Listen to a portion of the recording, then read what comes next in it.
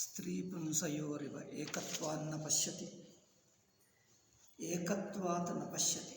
In the previous mantra,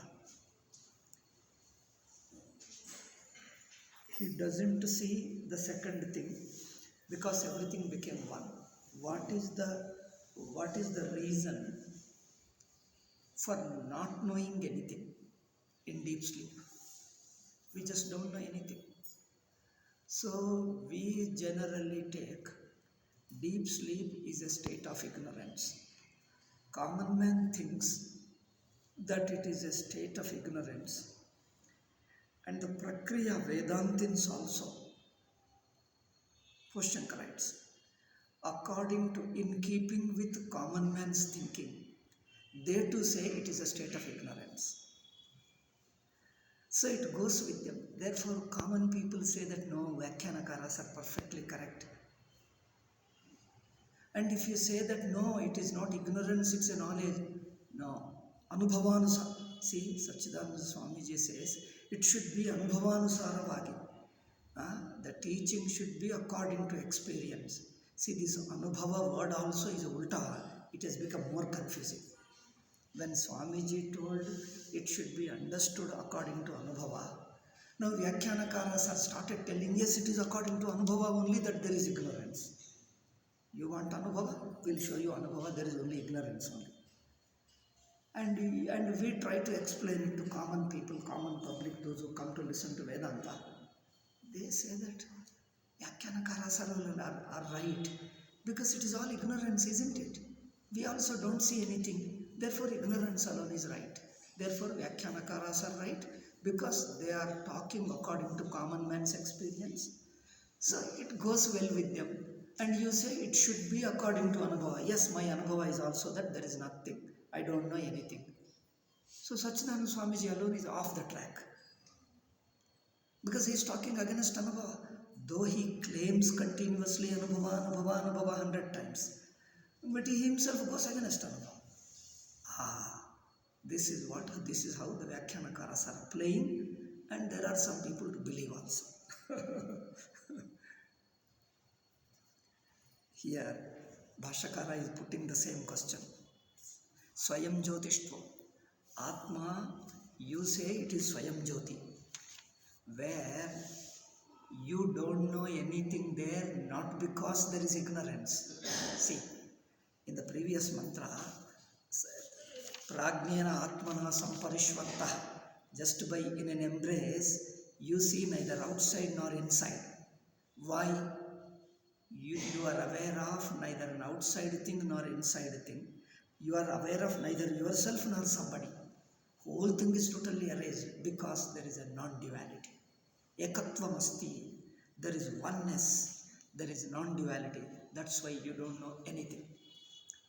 So, seeing this explanation, Purvapaksha asks here, Atma is, if Atma is Swayam Jyoti and it is non-dual, then there must be awareness only. If Atma is consciousness, so in Sushupti you should know, isn't it? If consciousness means knowing, and if in Sushupti there is only consciousness and no ignorance, so it should know that I am sleeping here now, this is a Sushupti, there is no world, it is all Sushupti. People should know that. Why don't we know that? This is the question they are asking against Vedanta. The common man says that it is ignorance. It looks acceptable. When you say it is ignorance, it looks acceptable. Because we don't know anything in deep sleep. This is right. And Vyakhyanakaras also repeat common man's thinking, therefore they go together. But what is difficult to understand is your explanation, your Vedantin's explanation. You say in Sushupti, the ignorance is not due to ignorance. Ignorance means not knowing anything. Not knowing anything is not due to ignorance, but due to oneness. But due to absence of subject-object relationship. Any knowing means a given person, a A jnatru, a knower, being related to something is jnana. In the worldly sense, what is jnana? I am a knower and I know something means I am related to something. I grasp something. Grasp means it comes into my awareness. In my awareness, there should be something. I should be a knower, and a knower should be aware of something, and that something should come within my awareness. It should come, it should fall within my consciousness. Then I spot it, then I illuminate. Now I know. If there is no object, the knower cannot be knower. Because knower is a knower only by knowing something. If there is nothing to know, knower can't be a knower. This is common man's thinking, and this is a waker's experience. A knower is a knower only when there is an object to be known. How can you say that you are a knower when you know something? Somebody says he is a very knowledgeable person. Then you ask him, knowledgeable? What does he know? What subject he knows? No, there is no subject. Without subject, how can you call him a knowledgeable person? That is a great scholar, he knows lot. What does that lot mean? He says, no, there is no subject. If there is no subject, then he doesn't know anything. A knower is a knower when he knows something. When there is nothing to be known, how can you call him a knower? This is a waking experience. This is a common man's experience. He applies this to Sushupti. That is the problem. He follows this standard, this measurement, he applies to Sushupti. In Sushupti, there is nothing. Nothing is known. There is no object known, neither internal nor external. Sometimes when you close the door, everything is closed, at least you are conscious of yourself. Okay, in worldly sense I am talking. In worldly sense, either you should be conscious of an external object. If there is no external object, at least you should be conscious of yourself that you see, I am unable to see anything, I am here, but I am here. I am unable to see anything, but I am conscious that I am here. I am awake. When somebody says, I give an example, I did not know anything. Then they ask, you say you did not see anything. First I ask you, did you go there first? Did you go there? Without going there, I did not see means what does it mean? When you say I don't see any bus or anything there, did you go to bus stand? If you go to bus stand, if you went, you must see it. You say that I did not see any bus, that means you are at home. you are at home, how could you see? Sitting at home, how could you see a bus? Therefore, in order to be able to see bus, a bus should be present in the bus stand, and you also should be in the bus stand. That means you are capable of seeing. Means you should have sense organs and mind. Capable of seeing means you must have sense organs and mind. You must have sense organs. Sense organs means automatically body comes. Because without body, sense organs don't function. Without body, sense organs don't function. Therefore, for the sense organ to function, body is there, is implied. So body is there, sense organs are there, mind is there. Then you can say, oh, there is nothing, I am not able to see anything. Oh, that means at least you are present, you are conscious. Yes, I am conscious, but I am unable to see anything. This much we can say. This is the common man's thinking. This is a waking experience. The object should be present, and a seer should be capable of seeing. Capable of seeing means with sense organs and mind. He is a knower who is identified with sense organs and mind. He is a knower and also capable of seeing. So in deep sleep, what is there? Tell us. Is there an object to see? There is no object whatsoever. Okay, object may not be there. At least are you present? Or without going to sleep alone, sitting and waking, you say, I did not see anything. Were you present? Then he says, yes, I was present. If I was present, how were you? Tell me. Were you capable of seeing? Vyakhyanakaras say the same thing. You did not know anything because there was no instrument to see. There is avidya in deep sleep. They say Vyakhyanakaras. There is a layer of ignorance. a thin layer of ignorance.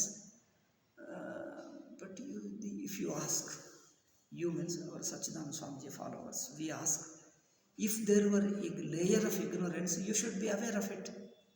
In deep sleep, yes, I am seeing a layer here, a black, a black layer, a thin black layer, a black curtain, let us say, a black curtain you should be able to see.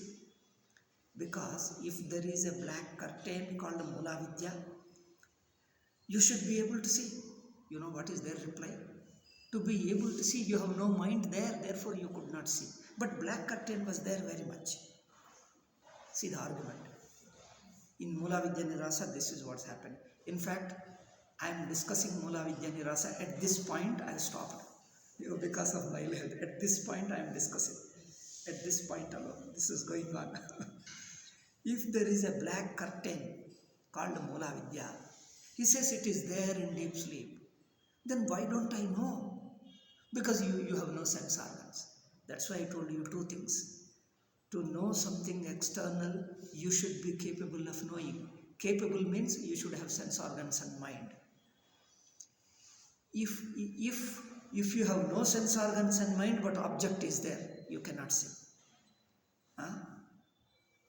If you have sense organs and mind, but object is near there, you cannot see. Means if you are a subject but no object, or if there is an object but there is no, you are not a subject, either way you cannot see. Subject and object both are required. Seeing sense organs and mind. Sense organs and mind means a person who is using sense organs and mind, that individual knower, the subject, should be present to be able to see an object. So they say in deep sleep, they means that Vyakhyanakaras, the sub-commentators say there is a layer, black curtain called Mula Vidya. But if it is there, we must know it. We should be able to know. We must be able to know. It should be matter of our experience.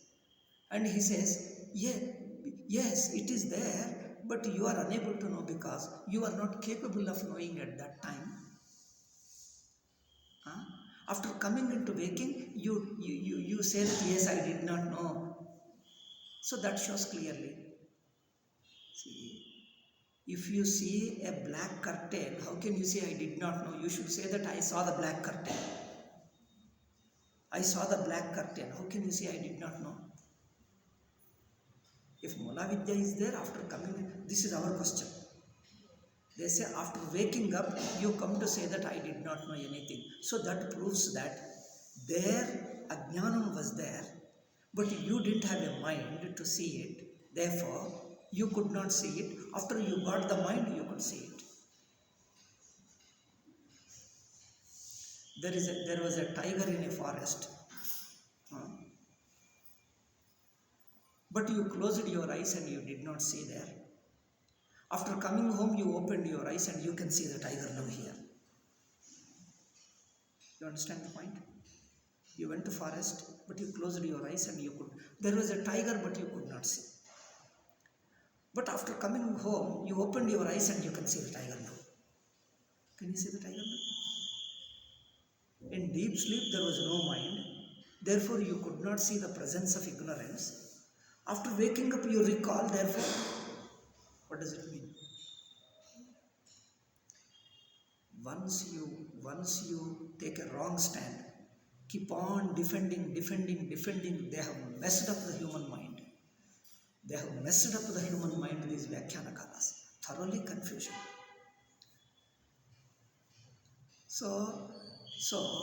Here he says, neither there is a priyaya samparishvattaha, striyaya priyaya, with your a dear woman when you embrace, you see neither external nor internal.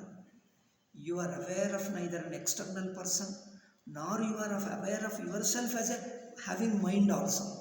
Your mind also dissolves. Your mind sense organs go away, neither there is an external object nor internal. Similarly, when you are embracing the prajna means Chaitanya Atma, pure non-dual consciousness in deep sleep. In deep sleep, there is a Shuddham Chaitanyam Advitiyam. Non-dual consciousness you embrace. Embrace means you become one with it. When you become one with consciousness, you are neither there is a subject nor there is an object. Neither you have an objective thought, nor the sense organs and mind you have. Nothing. There is only non-duality. So they say in deep sleep, there again they toggle between them. Once they say it is non-dual, again they say there is Mula Vidya. There is a non-dual, they say, you are aware of avidya also. And again non-dual also. To keep on toggling, it's a contradiction. If there is a Mula Vidya and Sakshi is aware of Mula Vidya, then it becomes duality. If there is Mula Vidya, if somebody is aware, then it is a duality. They say no, it's not duality, it is non-duality. But it is Mula Vidya is there. That means with Mula Vidya there is non-duality. This is how they talk. Anyway, this is a topic of Mula Vidya Nirasa Grantha. There we have been discussing it. We are at this point, we leave it for that. But here, in this previous mantra, there is nothing. Swabhava Atma Sakatam Ekatvepi Swabhavam Jehya. Now he puts a question. If consciousness alone is present in deep sleep, then it must be conscious. How can it not know deep sleep? If consciousness alone is present, everybody should feel fully conscious. Nobody should ever say that a deep sleep is I don't know anything, nothing is known. Nobody should be able to say. People should say that there is all knowledge alone, people should say. Why don't we say that? That is a question. So this he says, na pashyati vipratishiddhame tat. Therefore, in sushupti, consciousness is there, yet you don't know.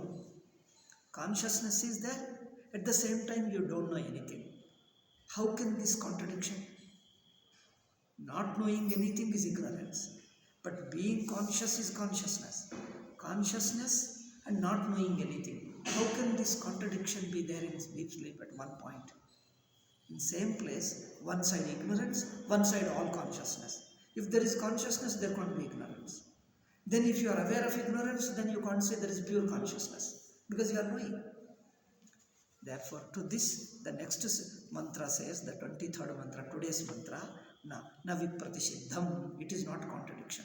Because yadvai tanna pashyati pashyan vai tanna pashyati nahi drashtur drishtair viparilopo vidyate avinashitva natu tadviti yamasti tatonyad vibhaktam yat pashyet.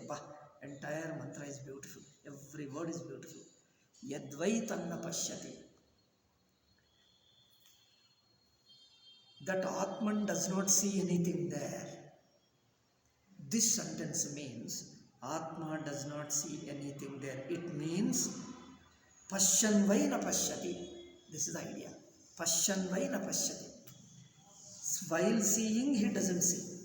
Even while seeing, he doesn't see anything. That's the idea. Even while seeing, he doesn't see anything. Isn't it contradiction? Even while seeing, he doesn't see anything means what? Even while seeing means being a nature of consciousness. Even while seeing means being of nature of consciousness. Doesn't see anything means there is nothing other than him to see. That is the idea. See, Pashyan vai na pashyati. Noduttaru nodalla. Idenappa. Pashyan vai na pashyati. Pashyan, because it is very nature of seeing. Seeing is his very nature. Like the heat is burning, the fire is burning, sun is shining. Sun is shining because it is his nature. Fire is burning because it is its nature. Then you say, what is he burning? No, nothing. Oh, you say fire is burning, but when I ask you what is it burning, you say nothing. Isn't it contradiction? No, there is no contradiction. You say fire is burning. Yes, it is burning. What is it burning? No, there is nothing to burn. Fire is burning, but there is nothing to burn. Because the nature of fire is burning, but there is no object of burn, because there is nothing other than itself. So that is the way to understand. Pashyan vai na pashyati. So consciousness is there. Doesn't mean there is ignorance in deep sleep. Consciousness is there. Pashyan. Pashyan, why? Indeed, even while seeing, na pashyati.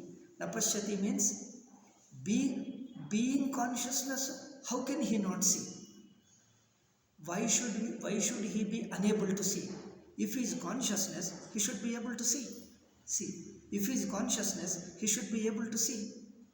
You say he is consciousness but unable to see anything. How is that? Consciousness unable to see anything? That can't be. That's a contradiction.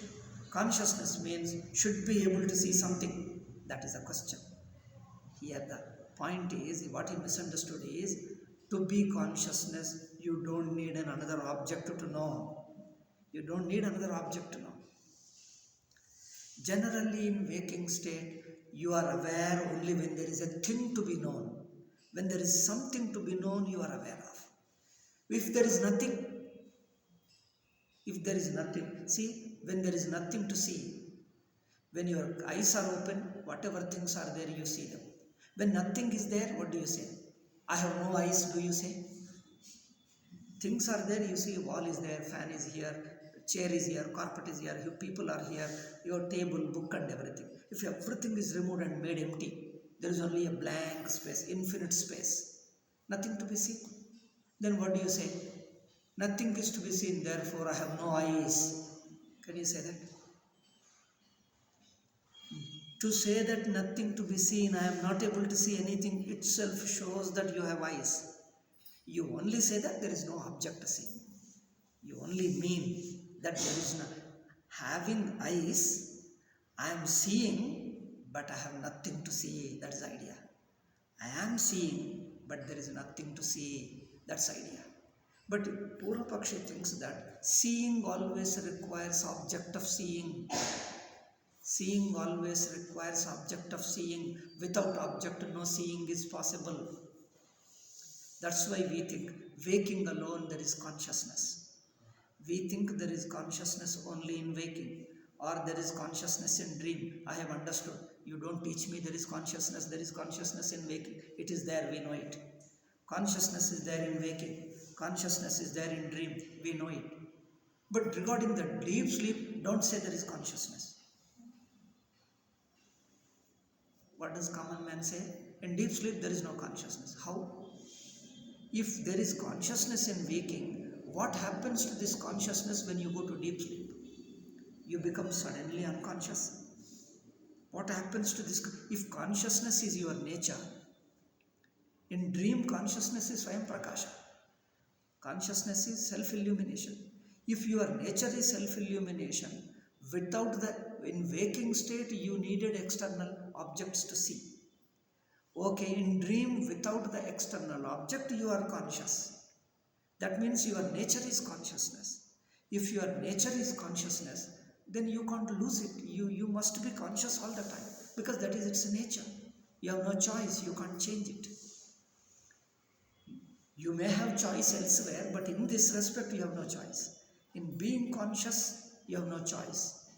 It is a choiceless fact that you are conscious. Therefore, when the consciousness is there, it must see.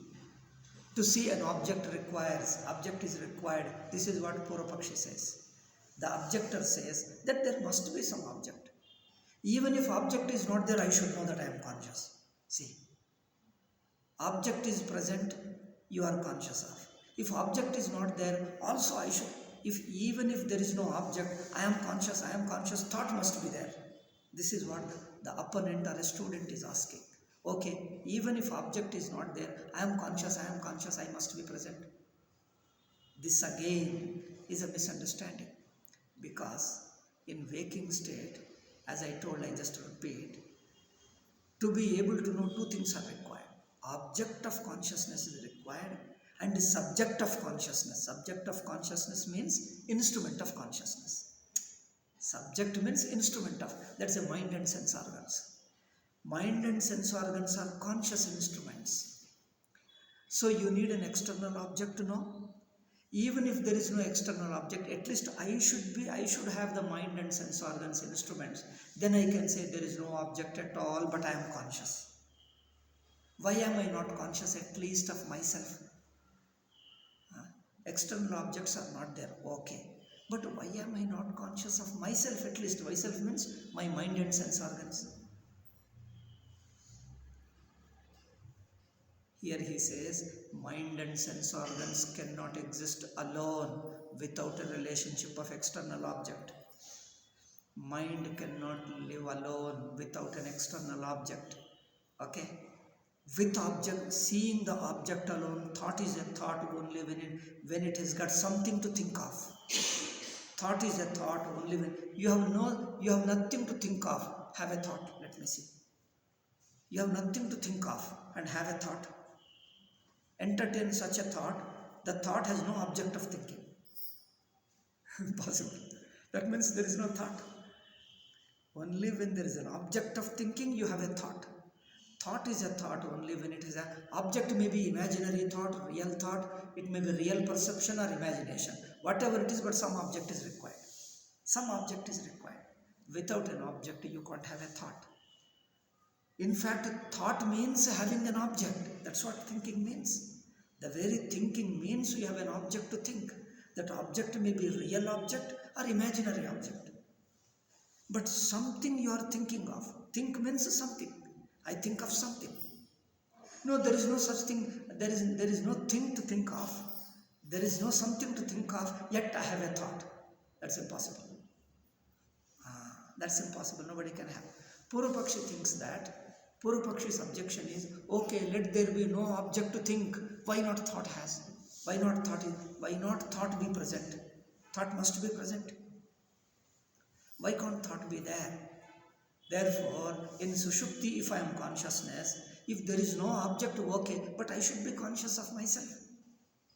Because I am a conscious being to be able to know the thing. Here, what he misunderstood is, external object requires an internal mind and sense organs. Object of thinking requires a thought. But in deep sleep, when in the absence of external object, the thinking mind, the thinker, knower also dissolves. Because knower is a relative. Subject is relative to object. Subject is a subject only in relation with object. When there is no object, subject also can't exist. The subject object, Jnatru Jneya, knower and known are mutually relative. Knower is knower when there is something to know. Known is known only to somebody who knows it. See, known is known only to somebody who knows it. If there is no somebody, there is no known at all. There is no world. There is no dream world when you are not a dreamer. There is no waking world, you are not a waker. Because without waker, world itself cannot exist. For whom? Without waker, there is no waking world. Without a dreamer, there is no dream world. Therefore, subject and object are mutually related. When they are mutually related, when they are mutually dependent, you can't call them two also. They are not two. There is only one Anubhava.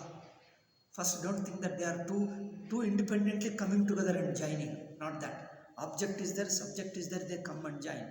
Scientists, philosophers, whether Eastern or Western, are unable to decide how perception takes place. Perception means how the Jnata comes to get contact with the Gneyam. Gneyam Jnata. Subject, object, how do they get connected? Jnata is there. Do you mean first Jnata is there and later comes to get connected with Gneyam? Do you mean first subject is there and he searches for object and gets connected to object? But without object, how can you call him subject at all? Suppose there is a subject, just imagination. Suppose there is a subject, he looks for object. How? Where will he look for? Does he know that there is an object before he gets connected to the object? Does the subject know, does Jnata know before he gets connected to Gneyam? Does the subject know before he gets connected to Gneya, object? If he knows object, then object is already there. So, he comes to know the object after getting connected with object, or before he connected with object, he comes to know the object. This problem remains eternal, unsolvable problem both for Eastern and Western philosophers. All over, everybody is all trying hard to explain. Nobody could explain this. So perception is a big question mark. Because this is a big mystery, big question mark. Nobody is able to answer because the question itself is wrong. It is on wrong footing. Because you imagine subject and object are two. They are two separate things and coming to join together. That itself is a mistake. The assumption is wrong, therefore you are unable to find the answer. Subject and objects are not two independently existing and getting connected. There is an experience where subject object are there. That one anubhava, that one experience where subject and object are there, you are dividing, our mind is dividing them into two and trying to talk. We are talking, discussing as if they are two. We are assuming they are two and then keep on talking. They are not two. There is one unitary experience. One unitary experience. In dream also, does the dreamer exist first and the dream world starts? Or the dream world starts and dreamer comes later? Dreamer and dream world. Dream world means dream object. Dreamer and dream object, between them, who is first, who is next? Impossible to decide. Because considering them as a two itself is wrong. Therefore, you are unable to find the answer. They say it is eternal mystery, nobody can find out. First thing, is it a wrong assumption? How can you find out? It's a wrong thinking, therefore you are unable to find out. Subject, object, in Krishna Swami Iyer, in his Vedanta Science of Reality, the problem of perception, he put one topic only, one heading, one chapter, the problem of perception. He takes up Eastern philosophy. He was expert in Western philosophy also, European, Western, all he studied.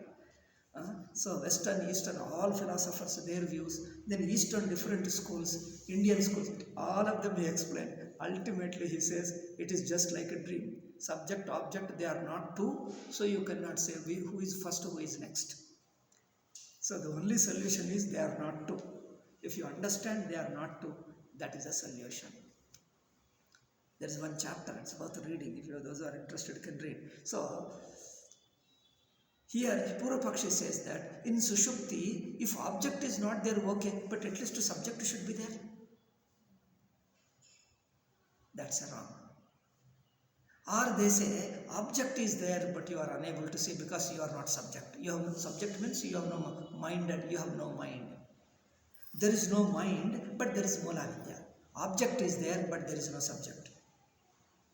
Either they take this stand, or common man says that I should be aware of. If nothing is there, yes, nothing is there, but I am subject as a present, why should be there? As a subject, I am present. This much awareness should be there. Why is it not there? Simply because object is also object, subject is also in a way object only. Subject means mind is also object only. Mind is also object, object is also object. All the objects totally disappear. Dvaitam is not there. There is only pure consciousness. There is no knower-known duality. There is no subject-object duality. Neither there is subject nor there is an object. That's why priyaya striya samparishvaktaha na bhashyam na veda na antaram. He uses the word antaram. Neither external nor internal. Internal means mind. Neither you are there as a subject with mind, nor there is an external, because the dividing line is removed. You become one. The dividing line is removed. There is only one non-dual consciousness. Okay. When there is light, I think I gave this example again, once again I tell you. There is a torchlight. It's a total dark room. Total dark room, or by room, let us say open place. You turn on the light, light is on, but you won't be able to see anything. If light travels in one direction, you won't be able to see. You put some hand or some object or something, the light falls on the objects and returns, reflects back, then you see it comes to your eyes, oh, there is light. Otherwise, you turn on the battery above your eye level and see whether you know it or not. Light is on, but you would not know anything, whether is it on or not. You have to bring it down, or you put your hand, yes, it is on. When light is on, why are you unable to see? Because light is traveling in one direction. You would not see anything. Only when there is object and it returns, you will be able to see.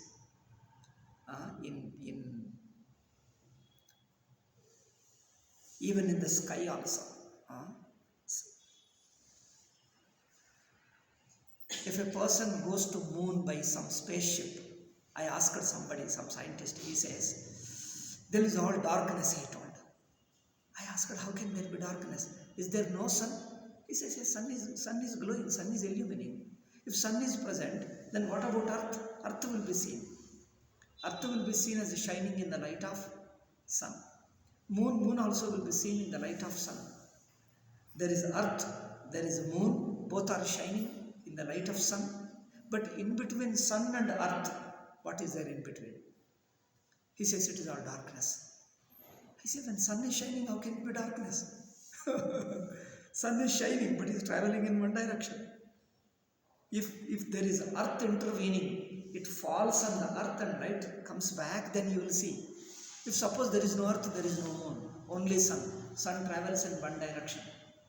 Sun himself you can see, bright. But the rays which come away from sun, all area is darkness. You put your hand, you can see the hand. Oh, there is light. You take back your hand, there is only darkness. Tell me, is it darkness or light? It is light appearing as darkness. Strange. Light appears as darkness. That is strange. Because light in one direction alone. When there is no seer-seen relationship, is all light alone. Similarly, in deep sleep, there is no subject-object. There is all non-dual consciousness alone. Therefore, he says, Pashyan vaina pashyati. Even while seeing you, he doesn't see anything. Proceed with the mantra. Yadvai tanna pashyati. Pashyan vaina pashyati. Nahi drashtur drishter viparilopo vidyate. Pashyan means he stands as consciousness. Napashyati doesn't see an object. Because there is nothing other than him. Neither he becomes a mind. See, he has to become a subject and there should be object. That means neither there is an object nor he is a subject. All subject-object merged back into one consciousness. Therefore, he doesn't see anything. But he is consciousness, but doesn't see anything. That's why he asked the question, if I am consciousness during deep sleep, why don't I see? That means I am not consciousness. No, you are consciousness. If I am consciousness, then I must be able to see. No, you won't see. Oh, this is a wonder. I am consciousness, but I won't see. Yes, you are consciousness, you won't see. Because being consciousness, there is nothing to see. There is nothing other than you to see. Therefore, all consciousness. That's why Sushupti is a great truth. It's a secret truth. It is a very kept secret. Though every day you go to sleep, everybody sleeps, everybody knows what is deep sleep. But in the same deep sleep, there is absolute truth, Paramatma sitting there only. But people just don't know. You miss it. Therefore, there can be. And the nature of and the consciousness, if consciousness is the next point. There is no second thing he doesn't see. Okay. Now the next point is the consciousness there or it is tentatively withdrawn, tentatively suspended? Is the consciousness suspended or it is continuously on?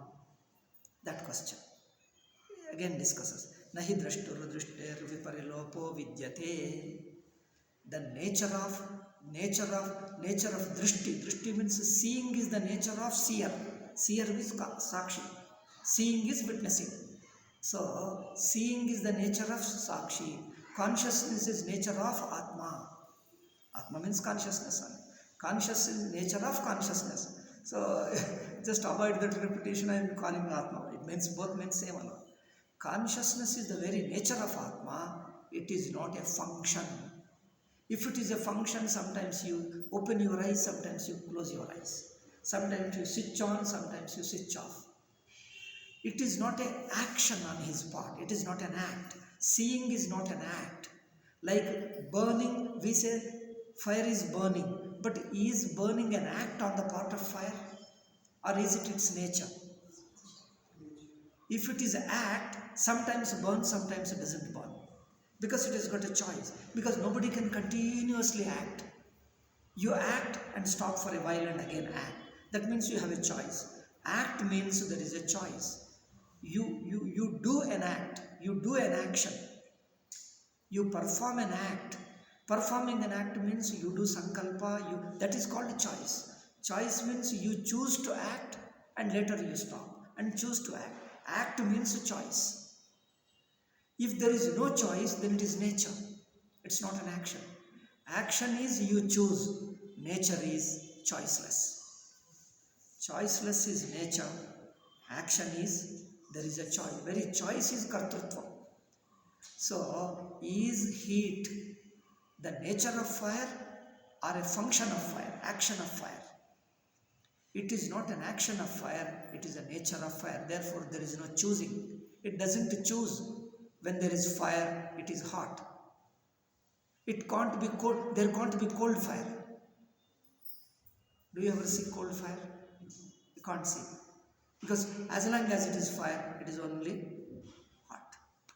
Yavat, all this Shankara says now, instead of reading each sentence, Yavat Agnibhavaha Aushnyam Asti. That's what he said. Anyway, why search for it? I've been repeating only Bhashakara's words in English, that's all. Instead of reading word by word, I'm just summarizing and explaining the points. So, Nahi drashtuh drushteh viparilopo vidyate. Drashta is the Atma. Drishti is consciousness. The consciousness of Atma. The drishti of drashta, seeing of the seer, is natural. That's why viparilopo na vidyate. There is no suspension. Viparilopaha, tentative disappearance or tentative suspension. There is no suspension of the consciousness of Atma because it is its nature. What is nature? Nobody can do. There is no choice. Drashtuh drishtikartarya drishtihi tasyaha drishtehe viparilopo vinashaha na vidyate yatha ahya. Yes. Yatha agneriva ushnam yavad agni bhava. Yavad agni bhavi. The heat of the fire is present with fire as long as it is fire. Yavad agni bhavi. Yavad agni bhavi tavat agni aushnyam. Tatha ayam cha atma drishta vinasha. Similarly, drashta, avinashi drashta. Similarly, the nature of Atma is consciousness. So, in waking state, he is the, whatever is the consciousness is in the waking state, that is the entire wakeful consciousness. The entire waking state, the Atma which is conscious of entire, conscious means which is illumining the entire waking state, the same illumination. It continues to be the same illumination in dream.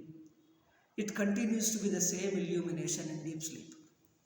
In waking, your world happened to be there, therefore you are aware of. Consciousness is present. The conscious Atma is present. World happened to be there, therefore it is illumining the world. If there is no real world, there is an imaginary world in dream. If there is no imaginary world, what happens? Consciousness should disappear. If the world is there, it gets illumined. If world is not there, light is light. It like this light. You put a book, it gets illumined. If there is no book, what happens? The tube light will go off. Light, it is the nature of light, it illuminates. If thing is there, it gets illumined. If it is not there, nothing is seen, that's all. But the nature of light doesn't stop. The same thing puts in dramatically, Vidyaranya Swami in his Panchadashi says, in a drama, in a platform drama, there the light is there. Light continuously goes on. The dancer dances there. So in the light you see all the postures of a dancer. If dancer finishes one piece of dance and goes away, there is only blank. But nothing changes in the light. Light continuously illumines. So the light doesn't start with dancers coming. As the dancer arrives, light doesn't start. And the dancer go away also, light doesn't go away. Light is independent of dancer. Similarly, consciousness is independent of the external world. If there is a world, you call the same consciousness, you are calling waking. But consciousness doesn't change. Whatever the consciousness was in dream and deep sleep, same is in waking. The consciousness which was in deep sleep, the same is in waking. There is no change. Consciousness is same like before. Only thing is world started appearing in waking. If world is appearing, okay, illumination is like before. It illumines the world. World goes away. Then there is an imaginary world in the dream. That also dissolves. Consciousness remains. Consciousness doesn't go. Consciousness doesn't come and go. It remains all the time same. Therefore he says, avinashitva. Its very nature is eternity. Avinashi means indestructible.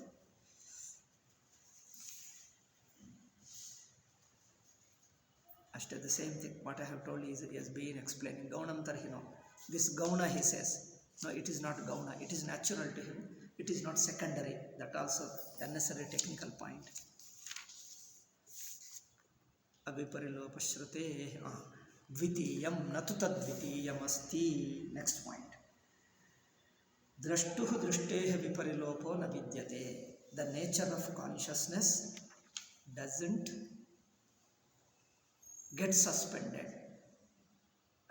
doesn't get lost, doesn't give way even for a short while. It's continuously on. There is no switchless light. All the lights have switches. Do you find there is a switchless light? That is Atma. Atma has no switch. Therefore, on-off is not there. It is on. Since when it is on? Nobody knows. Since when this Atma is on, it is continuously on. Nobody can put a switch off for it. It is very nature. Similarly, natu tadvitiyam asti. But if Atma is consciousness, still I have a doubt. It must see something. What is there to see? All himself alone. All himself. Therefore, natu tadvitiyam asti. There is nothing other than him. What is there to see? See, tato drashturanyadanyatvena vibhaktam yat pashyet. You could have seen it. It is something like, if you have a hand here, you can see. If it closes, you can see. If it is away, you can see. Closer, you can see. Still closer, closer, it comes again and again. Closer, closer, it becomes one with your eye. Can you see that? When the eye cannot see the eye itself, because there is no subject-object duality. When whole thing becomes Atma alone, nobody can see. Because there is no seer-seen relationship. There is no such thing called seeing. Seeing means thought. Generally, seeing means a relation. Seeing means a thought. Seeing means you have different ways you can explain. In worldly sense, in waking state, seeing means relationship. Consciousness is related to some object. Seeing means a thought. What does the thought do? Thought forms a shape of that object. That means it grasps it. It forms the thought is consciousness. It forms the shape of the book. While forming a form of the book, while making a form of the book, it excludes the remaining. It excludes and circumscribes this much. It extracts. It extracts something. Then only you have a thought. Thought means extracting, excluding the remaining world. You exclude something and have something. This much you extract it and then select it and take it. You select it and thought means selecting and excluding. The very nature of thought is excludes and selects. So that is knowing. And common man thinks that is the only knowledge. Thinking is the only knowledge. Vritti is the thought is the only knowledge, which selects a thing by excluding the remaining. It puts the border, this much I am seeing, and excludes the remaining. And he says, consciousness doesn't exclude anything, doesn't select anything. Doesn't select, there is no subject, it is not subject. Doesn't exclude, there is no process of knowing. Atma is a nature of knowing, is not a process of knowing. It doesn't select, doesn't exclude. No excluding, no selecting, therefore there is no process. It's a very nature. Therefore, it is unlike the thought, unlike the waking knowledge, unlike the thought. Thought selects and excludes, and consciousness doesn't do that. And he says that consciousness means only thought. Therefore, why is it not like that? All his doubts come because of his misunderstanding, taking the thought to be consciousness. Taking the thought to be consciousness, he expects such thought to exist in deep sleep. And all the doubts, all the questions are based upon that alone. Only thing is, if he corrects, consciousness doesn't mean a thought. Consciousness is not a process. Conscious is not a relationship. Conscious is not an excluding and selection. Conscious is nature of being consciousness. If this, your misunderstanding about consciousness is corrected, then understanding Sushupti is easy. Therefore, natu tadvitiyam asti tato anyad vibhaktam yat pashyet. Therefore, there is nothing other than him. So that if there is other than him, then he has to select it, exclude it. He has to select it. Yes, this I am seeing. You have to point out. You have to focus your attention on a given thing by excluding the remaining. Thought means focusing attention on a given thing. In fact, in Sanskrit, vritti they say. Vritti means function. Vritti means vyapara. Vyapara means functioning. Functioning means excluding, selecting. That is a functioning. Pratyaya means the same, grasping. Pratyaya in Sanskrit, pratyaya means grasping. Grasp means what? Focusing attention on given thing. So you take any word, you define in any way, it means the same. Whether you call pratyaya, whether you call vritti, or whether you call thought, whether you call knowledge, all of them mean the same. Therefore, consciousness is not knowledge. Knowledge is, as I told you, relationship, process of selecting, excluding, focusing on a given thing, that is knowledge. Consciousness is free from all this kind of relationship, all this kind of processes. No process, no relation, no selection, no exclusion. It's just the very nature of consciousness. Therefore, natu tadvitiyam asti. If there is a second, this process of selecting, electing, focusing, all that comes. You focus attention, because there is nothing to focus your attention on. On what you have to focus your attention? Focusing attention means you have to exclude something and put it on only a given thing. But it doesn't select, doesn't focus, because all consciousness all over. And then what to focus on? There is nothing other than you. All there is consciousness. Okay? So, yaddi tad vishesha darshana karanam antakaranam chakshuru panchasi. What I told you, Shankaracharya is putting in a technical way. Tad avidyanvayatvena pratyupastapitam. This functioning of the mind and sense organs of relating to, process and selecting, focusing attention, all this is due to avidya in waking and dream. Avidya means not understanding the non-duality. You see this misunderstanding. In this misunderstanding, there is a mind selects, mind elects, mind excludes, all that process of knowing comes. So all this process of knowing is due to avidya. Avidya means misunderstanding. Misunderstanding means a wrong way of looking. Then you take Atma, as in deep sleep. This misunderstanding is corrected. This wrong angle is given up. You see the Atma as it is. Pratyupasthapitamasi. Tades etasmin kale eki bhutam atmanah parena parishvanga. Therefore, he becomes one. Vishesha darshanam karanadikata. The same thing. Remaining mantras, 24th to 30, the same he is giving with many examples. There, pashyati, he used the word. Pashyati means seeing. I just give you one or two sentences. A seer's seeing doesn't disappear, because there is nothing to see other than him. Similarly, a smeller doesn't see. Shall I just read out all these things? Atman doesn't smell anything there, because even while smelling, he does not smell anything, because there is no absolute disappearance of his nature of smelling, since it is indestructible and there is no second thing to smell. Smelling means knowing only. Smelling is knowing, seeing is knowing, hearing is knowing. All these functions of sense organs are in fact knowing only, in fact consciousness only. Therefore, there is no object to smell, there is no object to see, there is no object to touch, there is no object. Therefore, since there is nothing, Atma doesn't assume a sense organ. Atma doesn't become sense organ because there is nothing to see. See, when there is an object to see, you get an eye. Means your consciousness becomes eye. When there is no colors and forms, what happened? Your eye becomes consciousness only. Eye is no more eye.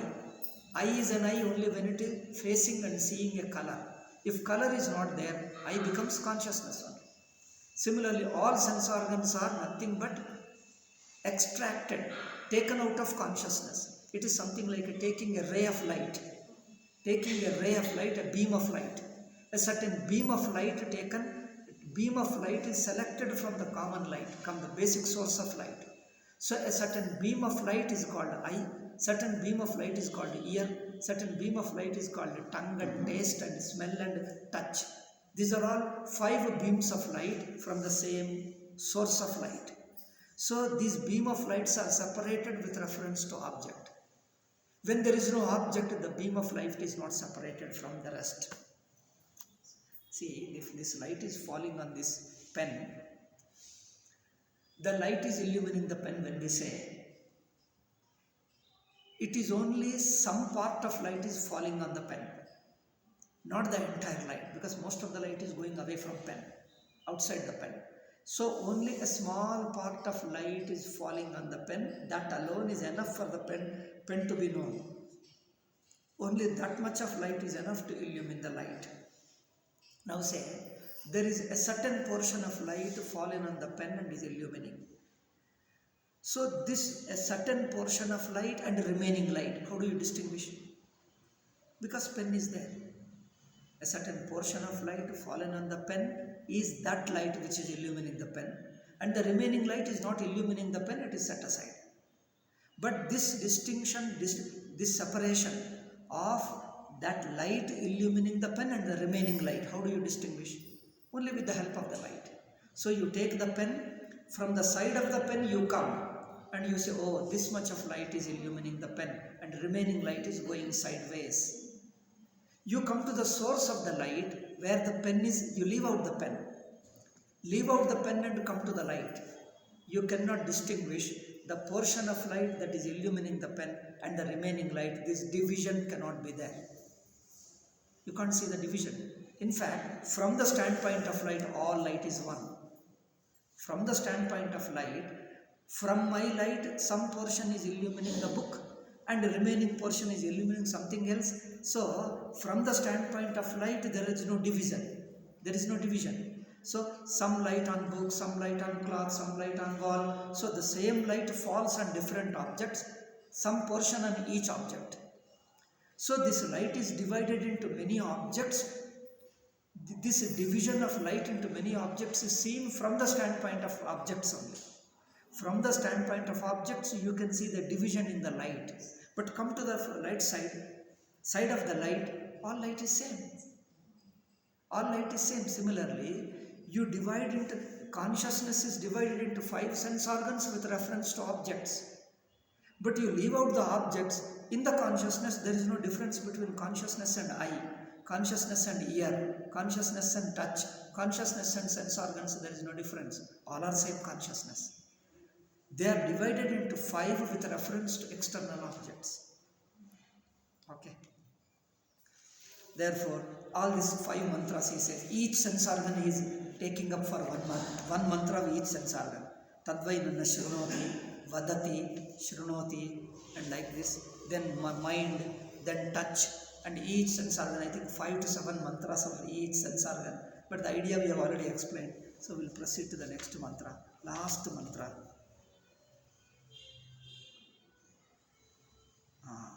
Atra va anyadiva yadvai tanna vijanati vijanan vai tanna vijanati ditiyamasti. This is also over. 30th is over. 31st mantra.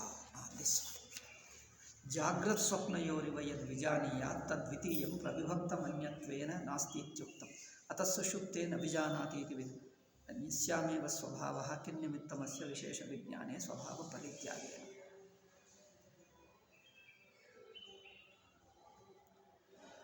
In waking state he sees many things. That is his nature. Why not he carry the same thing into deep sleep? It doesn't carry.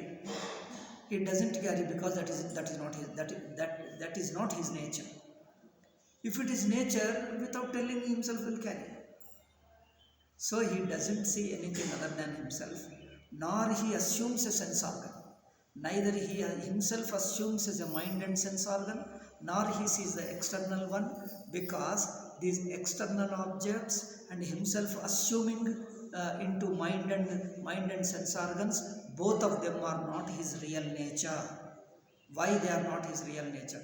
Because he leaves them and exists. In deep sleep he exists without them. Therefore yatra va anyadivasya, where there is another one, he sees anyat. Yatra va anyadivasya tatra anyo anyat pashe, where there is a second one, as it were, like in waking and dream. In waking and dream there is a second one. Therefore there is a one to see and the one to be seen. There is one to see and there is another to be seen, because that is in waking and dream. Yatra va anyadivasya, as if there is a second one, as if there is a seer, as if there is a second one to be seen. There the seeing takes place. Seer-seen relationship takes place. Anyo anyat jignet means where there is a smeller and the smelled, where there is a taster and tasted, where there is a speaker and spoken, where there is a hearer and heard, where there is a feeler and felt, where there is a toucher, that feeling same, that also feeling and the felt, and where anyo anyat vijaniya, where there is a knower and known, where there is a thinker and thought. Where there is a thinker and thought, where means what? In waking and dream. In waking and dream there is a thinker and thought, knower and known, and subject and object, hearer and heard, seer and seen. Where there are these divisions, there you can see them. But in its real nature, when they don't exist, how can you see anything? Therefore in Sushupti you are not able to see anything. Yatra punaha sa avidya, this is avidya. Seeing an object and you become a seer. Seer means sense organs and mind. You become a subject and see an object. This experiencing as a subject object is due to avidya, is a misunderstanding. Sa avidya sushupte vastuantara pratyupasthapika. This adhyasa rupa avidya, which is responsible for waking and dream, is shanta. It has become quietened. Quietened means it dissolves. Tena anyatvena avidya pravibhaktasya vastuto abhava. There is no avidya, he says clearly. That avidya which presents the subject-object duality, because of which you see the waking and dream, and that subject-object duality dissolves in Sushupti. Where who should see Salila eko drashta? Salila eko drashta. Here you see. He is transparent like water,